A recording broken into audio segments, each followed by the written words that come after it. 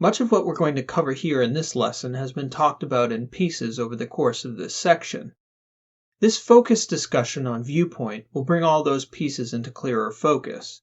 The question, who sees, was Gerard Genette's way of expressing the distinction between the narrator as speaker and the story's viewpoint, which we also might think of as the story's center of consciousness. Sometimes the answer to the questions who speaks and who sees will be the same, the character narrator. Oftentimes, though, the answer will be different. That much you're already familiar with. We've talked a lot about the speaker thus far, and there's more to say yet, but for this lesson we'll be talking about the seer, viewpoint, which in high narrative geek we call focalization. Often, when explaining this concept in the past, teachers and theorists have resorted to the metaphor of a figurative camera lens. To a large degree, this metaphor is apt. As you'll certainly recall from our definition, fiction is a cognitive simulation, and much of this simulation relies on a reader's formulation of visual imagery in the hippocampus. So it is very much the case that written fiction causes a reader to form a string of images in their mind's eye. But there's more to it than this. Viewpoint also includes anything else we might access in that empathic window we've talked about before. This includes sensations, sounds, thoughts, intuitions, longings, desires, emotions, the entire package of human feeling that can be conveyed in words, and perhaps even more if you have a clever enough writer. Viewpoint is the cognitive platform the reader adopts within the story world, the place from where they simulate the action. This is not necessarily a fixed position. Often the viewpoint will change, especially if the narrator is a non-character narrator telling the story from outside the story world. That type of narrator will often shift viewpoints from character to character, and just as often the viewpoint won't follow a specific character at all. But what is fixed about the viewpoint is that your reader will always have one. You don't ever have to worry about whether your narrator is offering a viewpoint. The real issue here is managing what that viewpoint will be. Sometimes the author may tightly control how they expect the reader to simulate a scene. The cues will be clearly presented. Other times there will be little or no direction from the text. In both cases, though, the reader must take up a mental position within the story world space in order to simulate the events being described by the narrator. So what exactly are the cues? Let's take a look at a quick passage to get a sense of this. Here's one of the few PG-rated excerpts of Humbert Humbert's story. "Lo! Lola! Lolita!" I hear myself crying from a doorway into the sun. In the middle of a trim-turfed surface I found her at last. She had run out before I was ready. Oh, Lolita! There she was playing with a damned dog, not me. I put a gentle hand to my chest as I surveyed the situation. The turquoise-blue swimming pool some distance behind the lawn was no longer behind that lawn, but within my thorax, and my organs swam in it like excrements in the blue seawater in Nice. One of the bathers had left the pool, and, half concealed by the peacocked shade of trees, stood quite still, holding the ends of the towel around his neck and following Lolita with his amber eyes. Much as we may prefer to be elsewhere, Nabokov's text here, via Humbert as the narrator, is cueing the reader to simulate this scene from Humbert's perspective. How do we know? There's the first sentence following his crying out to her, "I hear myself crying." And that's the internal perspective of Humbert. The text follows by giving the reader another cue to what viewpoint to adopt. From a doorway, into the sun. Then the narrator places the object of his search. In the middle of a trim-turfed surface I found her at last. The narrator gives the reader a place to visualize, the lawn, and sets Lolita on it. There she was playing with a dog. Then you get more of Humbert's internal viewpoint. I put a gentle hand to my chest as I surveyed the situation. Can you almost feel yourself mimicking this motion? Perhaps even understand the relief he felt because of this gesture? This is a good example of viewpoint going beyond the visual. Then it gets even more specific. The turquoise-blue swimming pool some distance behind the lawn was no longer behind that lawn, but within my thorax, and my organs swam in it like the excrements in the blue seawater in Nice. the text gives the reader an image, the turquoise blue swimming pool, and then places it in relation to the place you're already familiar with, some distance behind the lawn. Humbert is trying to convey something further about inner turmoil, I think, by stating that his organs were swimming in that pool and then something about excrement. And the passage concludes with another man stepping out of the pool into the shade, and finally with Humbert tracking the man's eyes as he watches Lolita playing with the dog. And by this point, the reader is visualizing this man from Humbert's perspective. You can almost see him there, in that shade by the pool, and Humbert's creepy narration may have even tricked you into looking suspiciously at this totally normal guy innocently watching a girl having fun playing with a dog. That right there is internal viewpoint. And you'll get this in bunches with Humbert. Sometimes he'll zoom out to telescope view to set a scene or convey a long passage of time, or wax poetic about some subject. And the viewpoint will be different there. Remember that viewpoint will change with narrative distance, and all great writers are going to vary the distance over the course of a story. But when we zoom in close to a scene, Humbert gives you Humbert's viewpoint, as do most character narrators. You don't always need to have a character narrator for this viewpoint. We've seen a non-character narrator do this before, but let's look at it again as Bilbo contemplates killing Gollum. Bilbo almost stopped breathing and went stiff himself. He was desperate. He must get away, out of this horrible darkness, while he had any strength left. He must fight. He must stab the foul thing, put its eyes out, kill it. It meant to kill him. No, not a fair fight. He was invisible now. Gollum had no sword. And he was miserable, alone, lost. A sudden understanding, a pity mixed with horror, welled up in Bilbo's heart.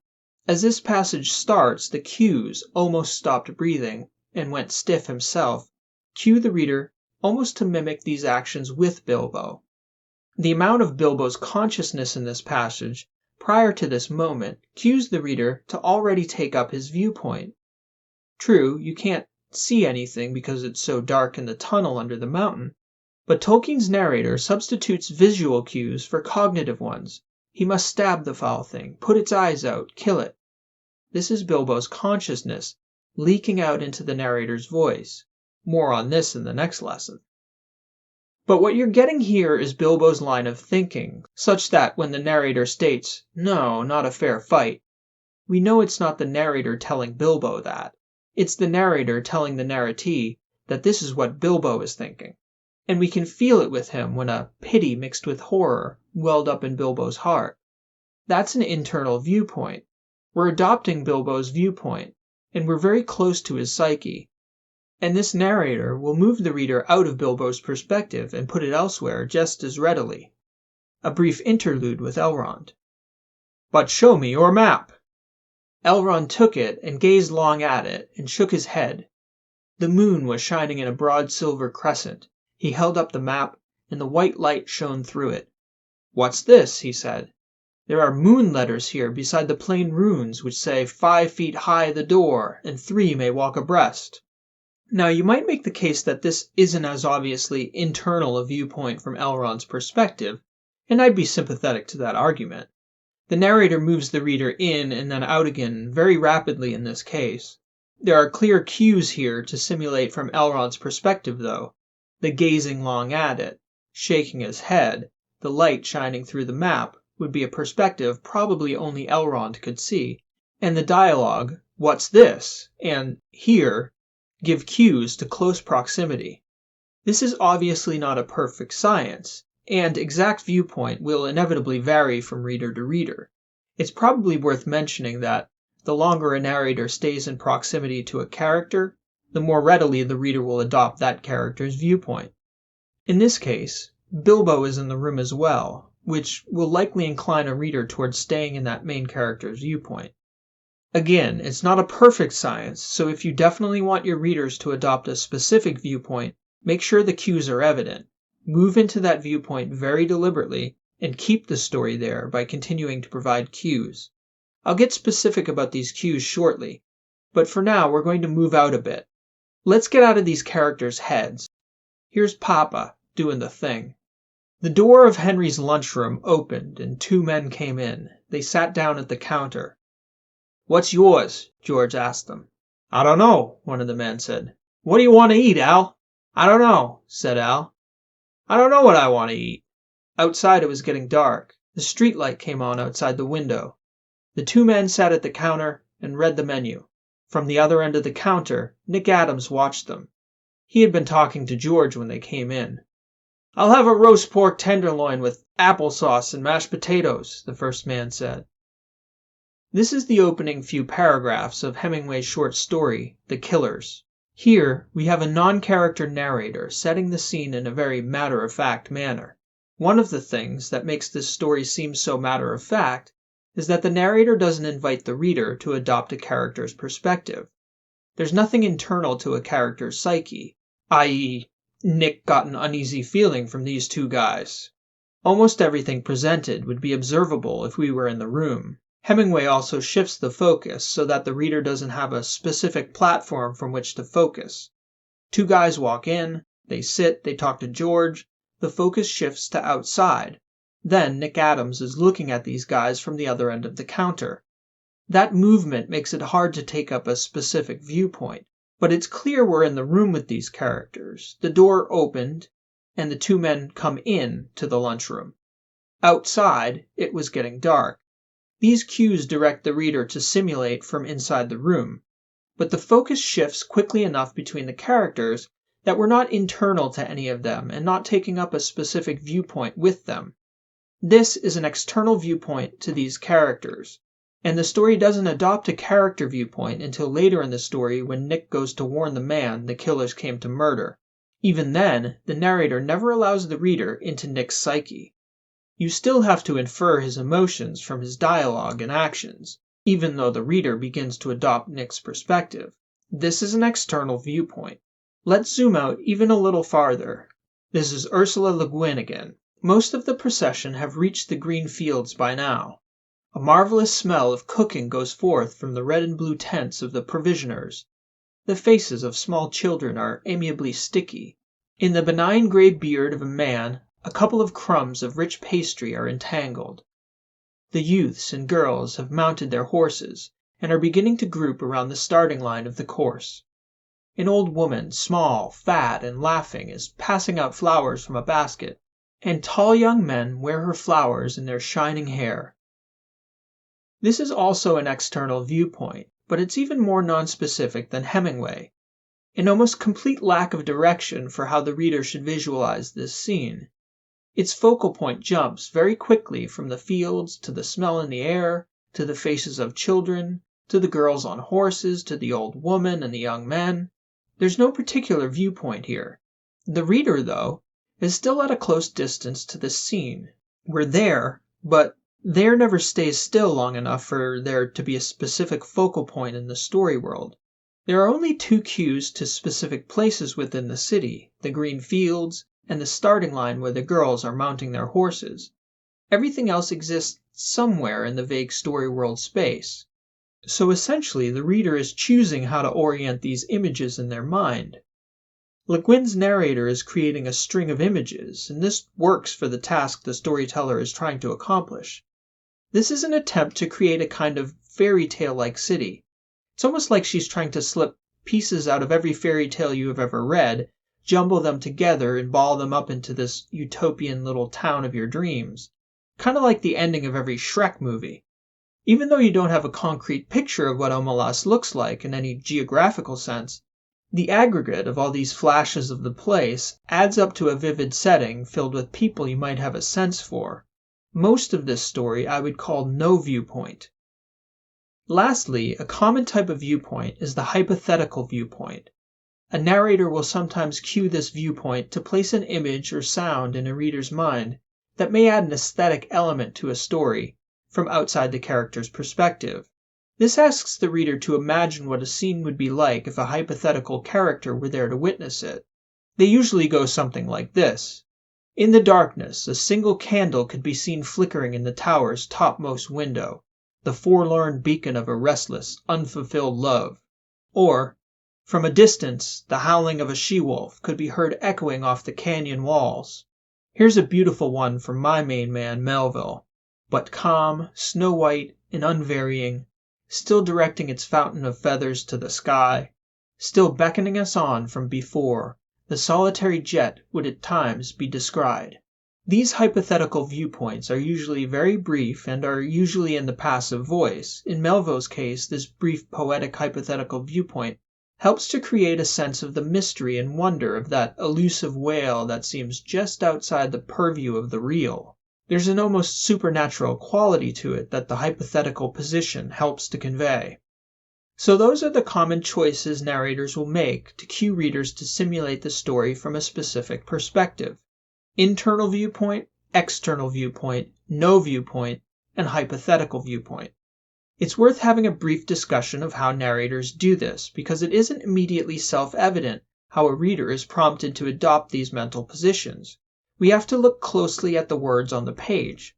If you remember back to the passage from Lolita, one of the ways Humbert was specifically cueing the viewpoint was by using prepositional phrases that locate objects in relation to one another.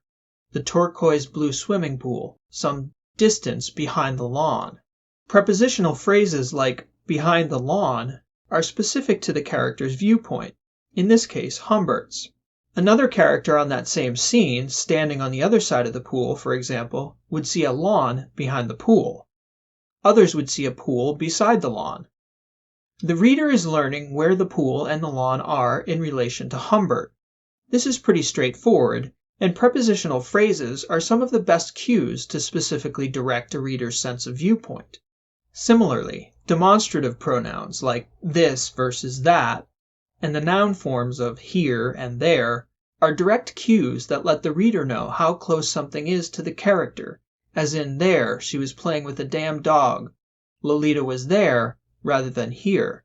It lets you know that Humbert was still watching her from a distance, cueing the reader to visualize the unfolding scene from far enough back that the focus stays wide. This is key when the other man gets out of the pool. The viewpoint is still far enough back from Lolita that Humbert can see this man watching her, and the reader, from that viewpoint, can infer what creepy old Humbert thinks about this. These are very subtle linguistic cues that, if changed, would shift the way the reader runs their mental simulation of the scene.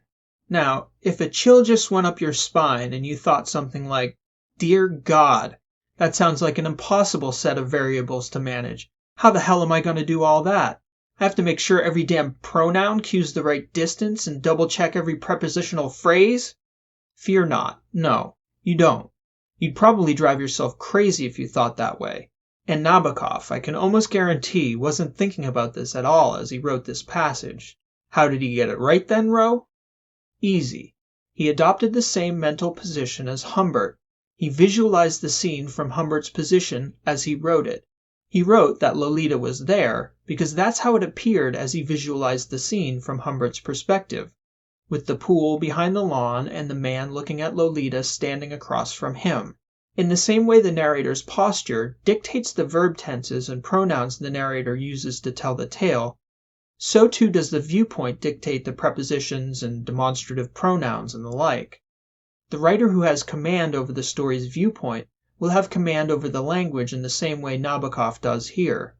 You just have to know as the writer, where is my narrator setting the figurative camera?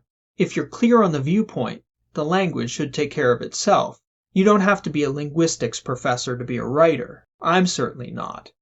The narrative theorist David Herman has done the closest study of these textual cues to my knowledge, and he points out several categories of words that cue viewpoint.